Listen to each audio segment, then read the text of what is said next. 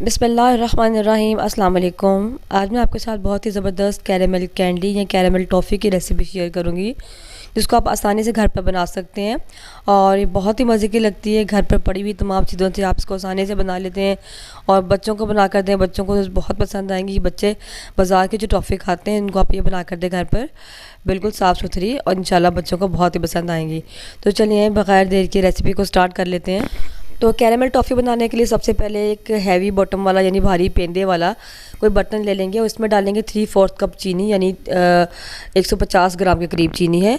और चीनी को आपने इस तरीके से फिरा के डालना है। तो तमाम स्टेप्स को आपने इसी तरीके से फॉलो करना है और वीडियो को पूरा देखना है, क्योंकि चीनी से कैरेमल बनाना कुछ मुश्किल काम है, यानी थोड़ा सा टाइम लग जाता है। तो मैं आपको आसान तरीके से बताऊँगी जिसमें चीनी का कलर बहुत डार्क ना हो और आप इसको इजीली मेल्ट कर लें इवनली, ठीक है। क्योंकि मैं बहुत दफ़ा मिस्टेक्स कर चुकी हूँ और बहुत दफ़ा ये गलतियाँ दोहरा चुकी हूँ, इसलिए मैं आपके साथ अपना एक्सपीरियंस शेयर कर रही हूँ। यहाँ मैंने दानेदार चीनी ली है। चीनी को आपने बिल्कुल नहीं छेड़ना जब तक ये मेल्ट नहीं होना शुरू होती। बेशक 5 मिनट लगें, 7 मिनट लगें, जितना भी टाइम लगे, जब देखें इस तरीके से मेल्ट होना शुरू हुई है हल्की हल्की, तो आपने इसकी बर्तन की साइड चेंज कर देनी है, ताकि जो जहाँ से मेल्ट हो रही है वो दूसरी साइड पे चले जाए, और जहाँ से मेल्ट नहीं होना शुरू हुई तो वो उस साइड पे कर दें, ताकि इवनली हर जगह से मेल्ट होना शुरू हो। जब आप देखेंगे सारी चीनी नीचे नीचे से मेल्ट होना शुरू हो गई है, तो आपने हल्का हल्का सा हिलाकर जो चीनी ऊपर है उसको नीचे कर दें, लेकिन ज़्यादा आपने मुसलसल नहीं हिलाना, क्योंकि जब गुठलियाँ बन जाएंगी तो उसको फिर मेल्ट करना बहुत मुश्किल हो जाता है। इसलिए चीनी हम फैला कर डालते हैं ताकि आहिस्ता आहिस्ता चीनी जो है जल्दी मेल्टिंग की तरफ चली जाए। और मुसलसल आपने हिलाते नहीं रहना है, थोड़ा सा हिलाना है, इसको छोड़ देना है ताकि उसको थोड़ी सी हीट मिले और वो मेल्ट होना शुरू हो। फिर हिलाना है ताकि हर जगह से इवनली मेल्ट हो, एक जैसी मेल्ट हो, एक जैसा कलर है। साथ साथ स्पैचुला पर चीनी लगी उसको आप उतारते रहें ताकि वो भी अंदर शामिल हो जाए।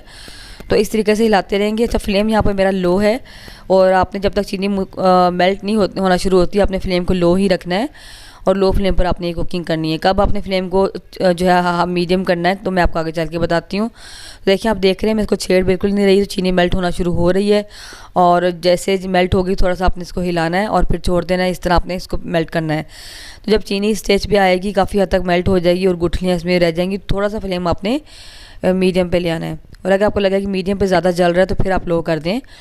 तो जब चीनी काफ़ी हद तक मेल्ट हो चुकी होगी और थोड़े इसमें ज़रे बाकी रह जाएंगे और इस तरीके से कम कम रह जाएगी चीनी उसमें, तो फिर इसको लो फ्लेम पर मेल्ट करना बहुत मुश्किल हो जाता है, बहुत देर लगती है, लेकिन चीनी प्रॉपर मेल्ट नहीं हो पा रही होती। तब आपने फ्लेम को लो टू मीडियम कर देना है, क्योंकि उसको थोड़ी सी हीट ज़्यादा मिलेगी तो फटाफट से मेल्ट होना शुरू हो जाएगी, क्योंकि वो थोड़े बहुत जो दाने रह जाते हैं वो मेल्ट नहीं होते। तो यहाँ मैंने फ्लेम को लो टू मीडियम कर दिया, क्योंकि इसमें कुछ ज़र्रे हैं जो जल्दी मेल्ट नहीं होते।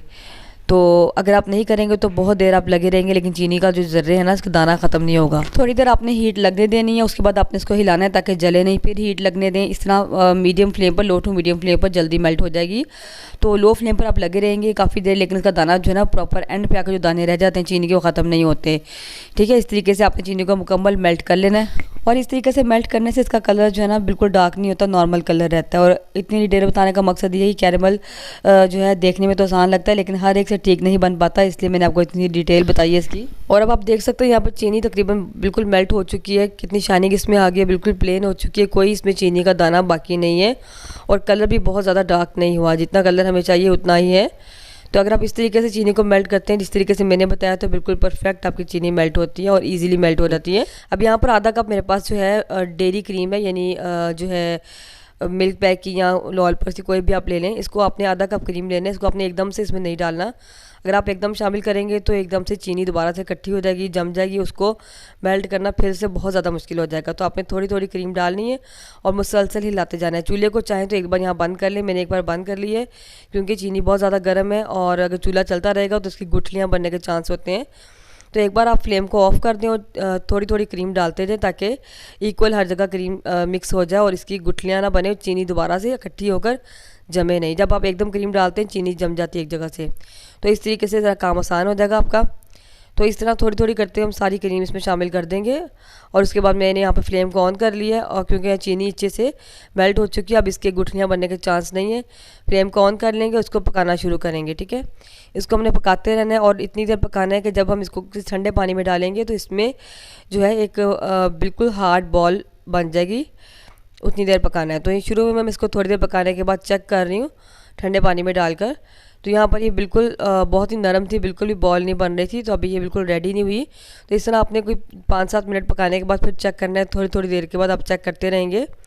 और इसके अलावा मैं आपको और भी निशानी बताऊंगी कि किस तरीके से आपको फील होगा कि पक चुके हैं आपके कैरेमल। जब आप इसको कम पकाते हैं तब भी टॉफ़ी बहुत नरम रहती है, ज़्यादा पकाते हैं तो बहुत सख्त हो जाती है। तो इसलिए इसको एक तरीके से पकाना होता है। यहाँ मैंने इसको दोबारा चेक किया है तो अभी भी बॉल नहीं बनी ठीक है, अभी भी सॉफ्ट बॉल है, काफ़ी ज़्यादा बिल्कुल फैल रही है। थोड़ी देर इसको मज़ीद और पकाएंगे। तो यहाँ पे देखें, यहाँ पर काफ़ी आप साइडों से देख सकते हैं, साइड इसकी छोड़ है। ये जो हमारा मिक्सर है, कैरेमल है, ये टॉफ़ी का जो मिक्सर है, साइड्स छोड़ रहा है। और इसको मैंने दोबारा से ठंडे पानी में डालकर देखा है। तो टाइम का कोई फिक्स नहीं इसका लिमिट है, तो आपने बस इस तरह ठंडे पानी में डालकर देखना है।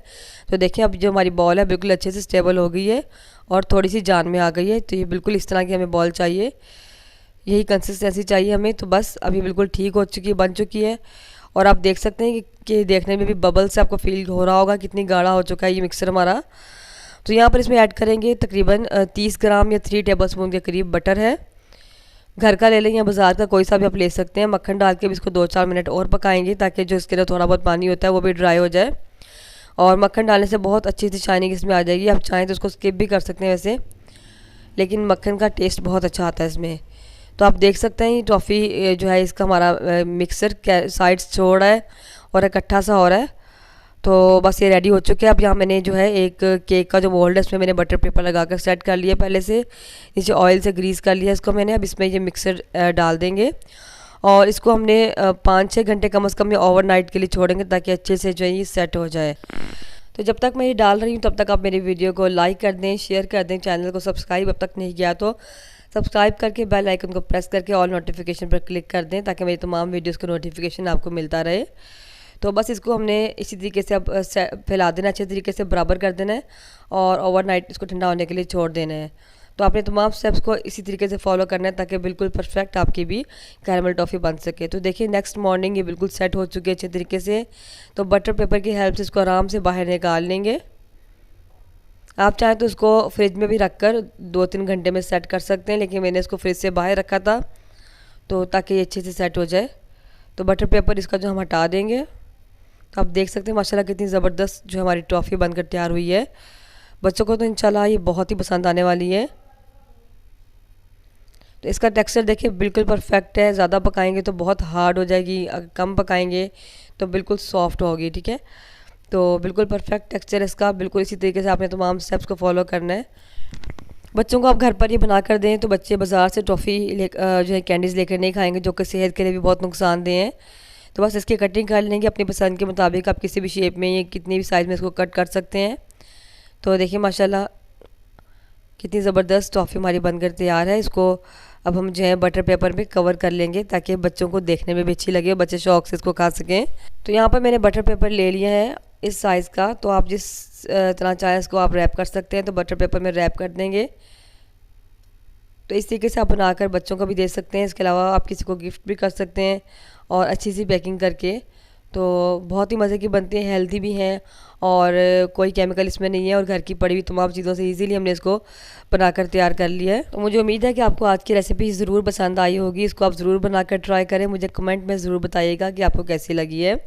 कमेंट ज़रूर कर दिया करें और पता चलता है कि आपको हमारी वीडियो कैसी लगी। तो देखिए माशाल्लाह इसकी लुक आप चेक करें कितनी ज़बरदस्त है और बाज़ार की टॉफ़ी से तो बहुत ही ज़्यादा मज़े की है। मुझे उम्मीद है इंशाल्लाह आपको ज़रूर पसंद आएगी और आपके बच्चों को भी। मिलते हैं इंशाल्लाह किसी नेक्स्ट वीडियो में किसी नई रेसिपी के साथ।